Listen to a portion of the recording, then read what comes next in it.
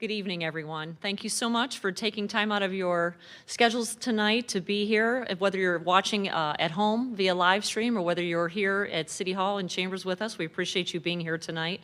My name is Laurie Jadwin. I'm the mayor here in the city of Gahanna, and we have several members of our engineering team here with us, as well as some representatives from EMH&T, to talk tonight about the Taylor Station Road Claycraft Road project that we've been working on here at the city. I want to make sure that I acknowledge we have two council members who are also here with us this evening to participate in the discussion, Councilwoman Karen Angelou and Councilwoman Kaylee Padova. So thanks to both of you as well for being here.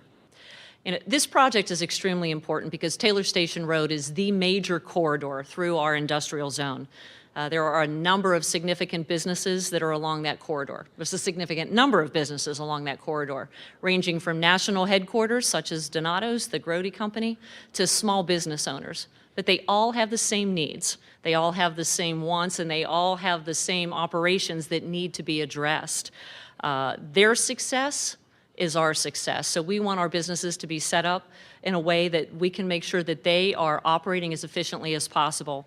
And we need to make sure as a city that we are providing the key infrastructure so that they can maintain their operations as efficiently as possible. Taylor Station Road also is a major corridor for residents. We know that it is a route that our residents use to get home every night, to get to work during the day. It's a route that you use frequently, if not daily. So being able to traverse that corridor in a safe manner is extremely important to us as well. The intersection that is involved here, again, Taylor Station Road and Claycraft, is one of the most problematic intersections that we have here in the city. In fact, it's one of the intersections we hear the most complaints about from our business community. It's difficult to navigate. It creates extensive traffic delays, as you're soon going to hear just how extensive those delays can be. It negatively impacts the operations of businesses in the area. And again, it's one of the biggest concerns that we've heard from our business community as they talk about what their challenges are in operating here in the city. A project of this size is years in the making, and it involves many phases. It starts with research, then it goes through planning, design work, obtaining funding, arranging for funding, and then ultimately construction. Our engineering team here at the city has been working on this project for the last 2.5 years.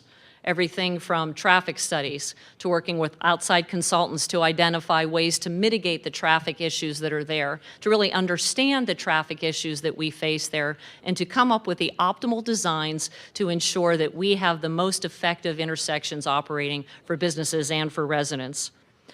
Any construction project presents challenges, particularly when it's one of this size. And I will also say that when you're going through a construction project like this, it's not always pleasant. It can be disruptive and even inconvenient at times. And I use the analogy that it's often like a kitchen remodel. It's sometimes, it's ugly when you're going through it. You're going to be eating out of the microwave in the living room for a period of time, but ultimately when you're done, you have a high quality kitchen that even Food Network would envy. And that's what we're going to get with this intersection.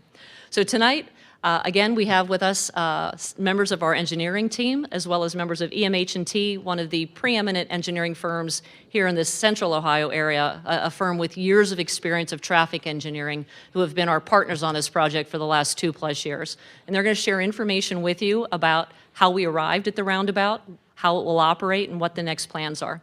So please allow me to introduce to you first our interim city engineer, Ms. Caitlin Ridge. Thank you, Mayor. So tonight, I just want to first lay out kind of what the operations are going to be. We're going to go through a presentation. We have here from EMH&T, Mike Brim, who's going to give the presentation. Following the presentation, we're going to have a Q&A session. So any of those of you who are watching virtually, you can provide your comments in the chat, and we will read them and answer them for you that way. There will also be a link in the description on the YouTube channel that you can click on to provide comments and link to our survey. If you found the information on social media where we talked about the meeting, the link is also there as well. Those of you who are in attendance, we have a handout and comment sheets that you can provide here tonight, or you can visit our survey online as well. But I'm going to turn it over to Mike Brim.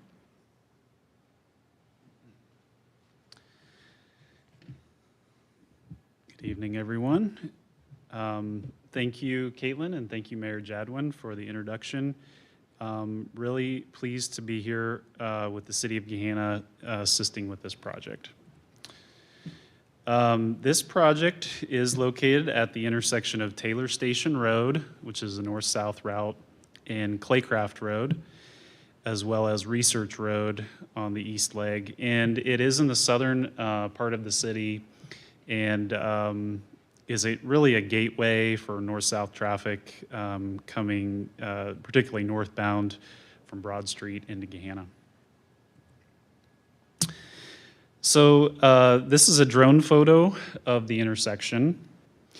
It has long been identified as a congested intersection. This drone photo, I think, was from 2020 during the COVID shutdown, so you don't see a ton of traffic there at that point in time, but it has long been identified as a congested intersection. The reasons for that are that, as you can see here, there are no turn lanes for northbound and southbound, which can lead to some significant delays. And I'll read, as an anecdote here, I'll read a couple sentences from a traffic study that was performed in 2017.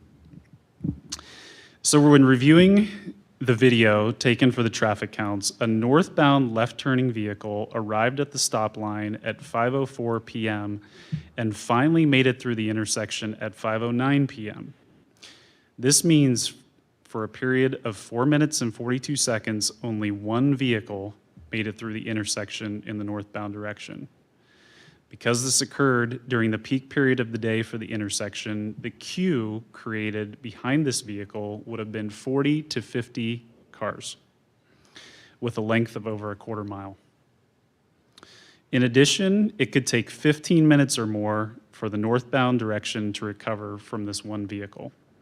So if you've driven this intersection during the peak hour, you may have experienced something like that yourself. You can also see that there are no turn lanes for the eastbound and westbound direction. And because of that, this intersection operates in split phasing. So instead of left turns happening concurrently, the left turn movements take turns. What that does is create a longer phase for eastbound and westbound, and it's less time with a green signal for northbound and southbound. So all those factors contribute to congestion. So this is a top-down view of the intersection. You can see, again, no turn lanes northbound, southbound, or eastbound, westbound, and the delay is significant. In traffic engineering terms, we grade an intersection using a term called level of service. So level of service, it's graded sort of like grades in school. A is great, free flow conditions. F is terrible, stop and go traffic. The conclusions from the 2017 traffic study showed that the existing intersection was an overall level of service E. That study considered a few options and arrived at the conclusion that the roundabout could make the biggest improvement to the intersection and improve that level of service all the way to an A. This slide shows some more details on level of service and delay, broken down by approach. So let's take a look at the northbound approach, which again we observed in the traffic data collection, some pretty alarming delays northbound. So during the afternoon peak hour for northbound vehicles, that in the existing condition operates with a level of service F and a delay of about 85 seconds. With the roundabout, we expect that level of service to again improve to an A with a delay of less than 10 seconds. So like I told the focus group, if you drive northbound during the peak hour and you have to wait 15 seconds, that's possible. This is a simulation and a model, but the takeaway here is it's a big improvement and a big, big reduction in delay.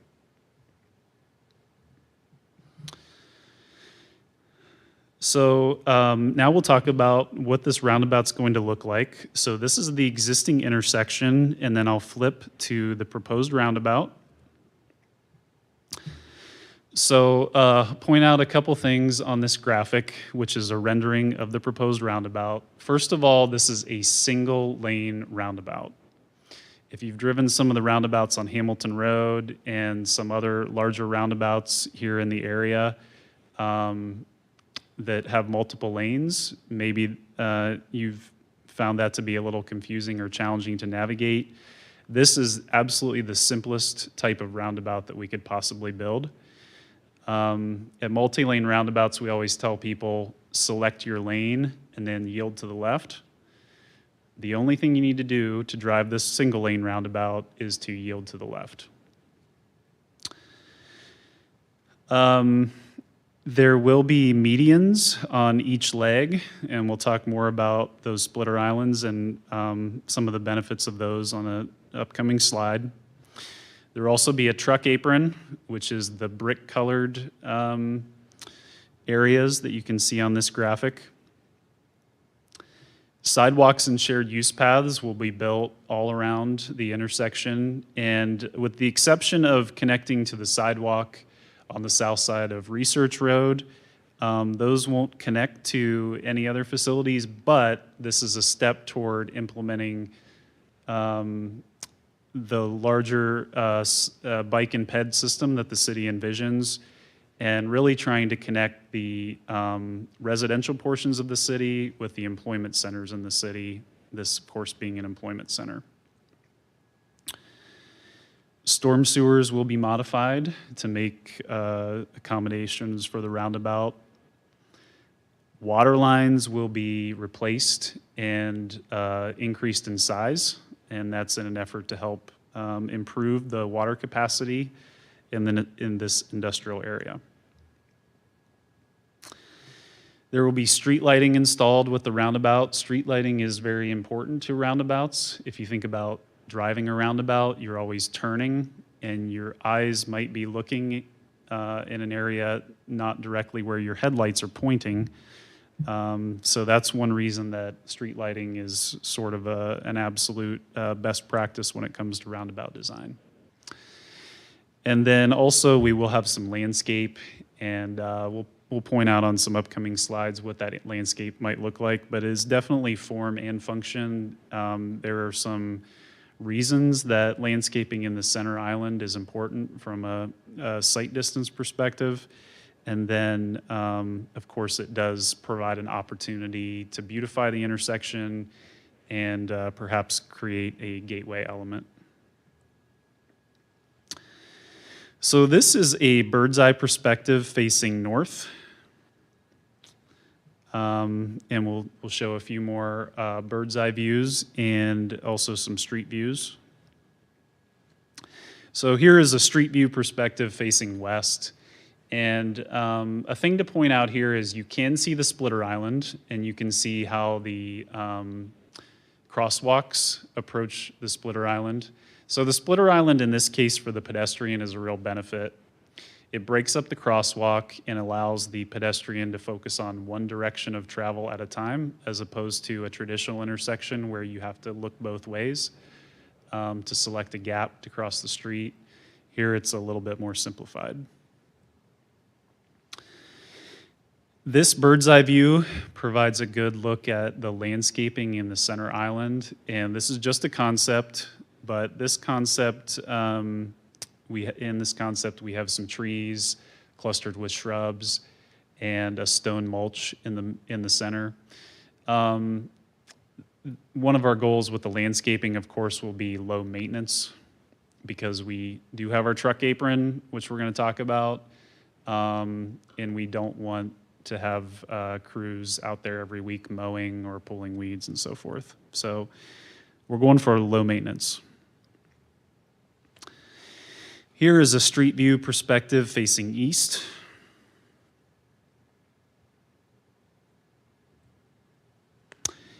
Here is a street view perspective facing south. Something to point out here is you can see the street light pole, And we're very purposeful in the way that we place streetlights around a roundabout. You can see that this streetlight is on the approach side to the crosswalk.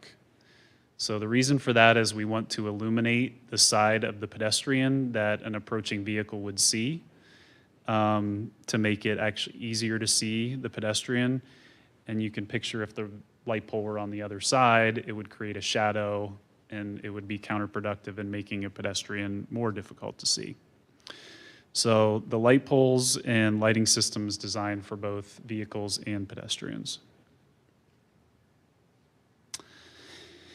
Here's another street view perspective, this time facing south. And that's the final street view perspective. Okay, we talked about, and the mayor talked about how this is an industrial area. It's a very important industrial logistics hub for the city.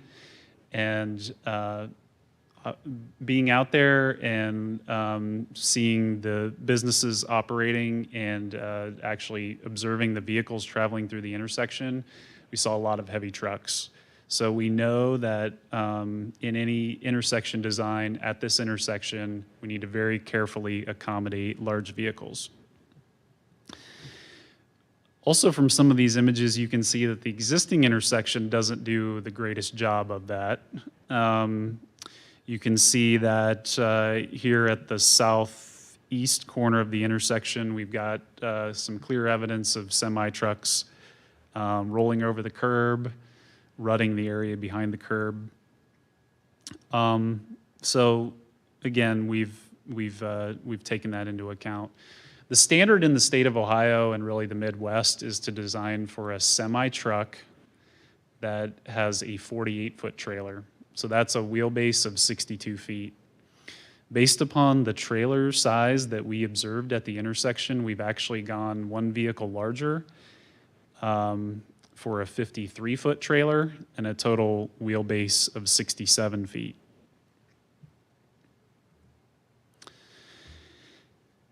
Roundabouts control speed for passenger cars through geometry, so we want as little pavement as possible to force vehicles to drive in a circuitous path to keep speeds low. That's directly counter to the other goal of our intersection, which is to accommodate large vehicles. So we do that, kind of serve both with what's called the truck apron. The truck apron is, which you've seen on almost any roundabout, is a raised area in the center of the roundabout. And what that's there for is actually for trucks to use it, for those rear wheels on the semi-trucks to roll over that pavement. However, it is raised and it's typically a different material to discourage passenger cars from using it. Most of the truck aprons that you see in central Ohio, you've probably noticed, are either brick or a stamped colored concrete. That is important. The material is important. We don't want it to look like the asphalt that the passenger cars are driving on, and we also don't want it to look like a sidewalk because we don't want to encourage people to walk out and experience the truck apron. So it's important to differentiate from those two other types of pavement. It is raised about 4 inches above the asphalt, so it's uncomfortable for a passenger car to use, but larger trucks with larger tires can traverse it with no problem. This roundabout will certainly have a truck apron around the circulatory roadway, like most roundabouts. Additionally, due to the skew of the west leg, it does not intersect Taylor Station at a 90-degree angle or anywhere close to that. We will actually have an additional truck apron at the southwest corner of the roundabout. And we've got a graphic coming up that shows how that works, or how a semi might navigate that. So in this series of images, you can see a simulation of a semi-truck with a 53-foot trailer. You can see that the front wheels on the semi cab generally stay on the asphalt, but the truck apron is there for the rear wheels of the trailer to roll over and give that trailer some extra pavement and extra room to make it through the intersection. Also point out that we also simulated school buses going through the intersection to make sure that school buses don't need to use the truck apron because we don't want to be bouncing kids in the back of the school bus. Although when I was a kid, I probably would have liked that quite a bit.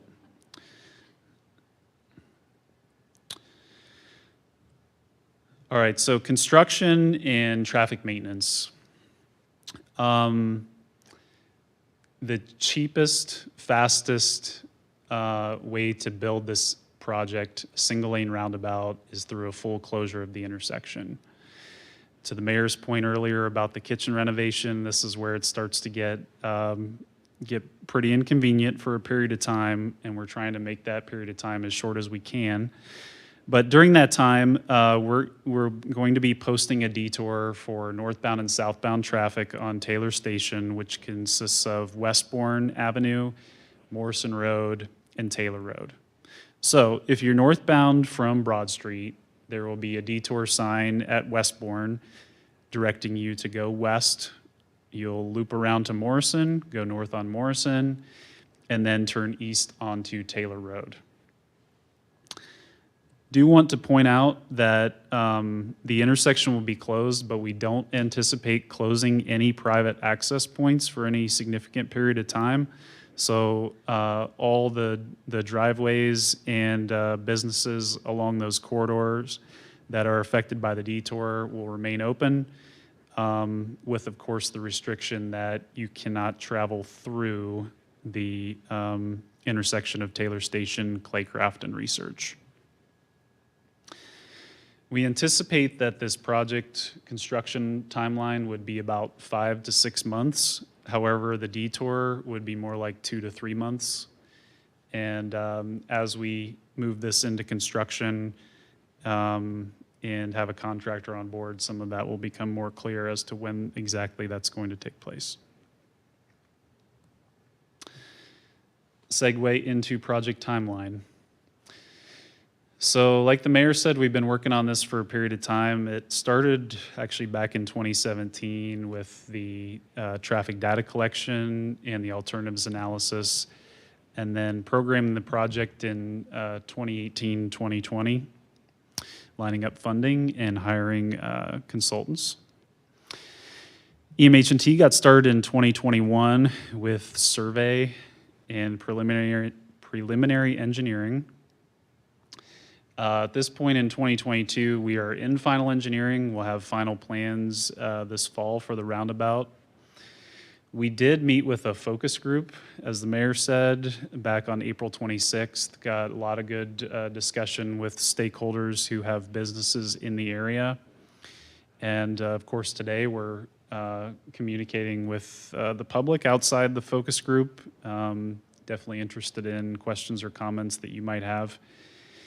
As we move into the summer, we're going to be acquiring some right-of-way from the properties that are at the corners of the intersection. We expect to have all the right-of-way in place in the winter of 2023. In the winter and spring of 2023, you'll see some construction start, which is mostly private utilities, such as AEP and Columbia Gas, rearranging their facilities. And then we anticipate that the roadway work would begin in the summer of 2023. Of course, the schedule is subject to change based upon funding and other factors that impact construction. So that is a quick overview of what the project is, what problem we're trying to solve, and some of the factors that were key to us developing this design. And I think at this point, we're opening it up for questions. Well, I want to thank everyone who came here in person and virtually tonight for watching, or if you're watching it as a recording. It doesn't appear that we have any comments that have been provided in the chat for the YouTube. So the survey is still always available and will be up for another 2 weeks for you to provide comments. So please go on there and provide your comments. And then we will be posting updates about the project through design and through construction on our webpage. It's on City of Gahanna's webpage. So please visit us there, provide your comments, and thank you for coming this evening.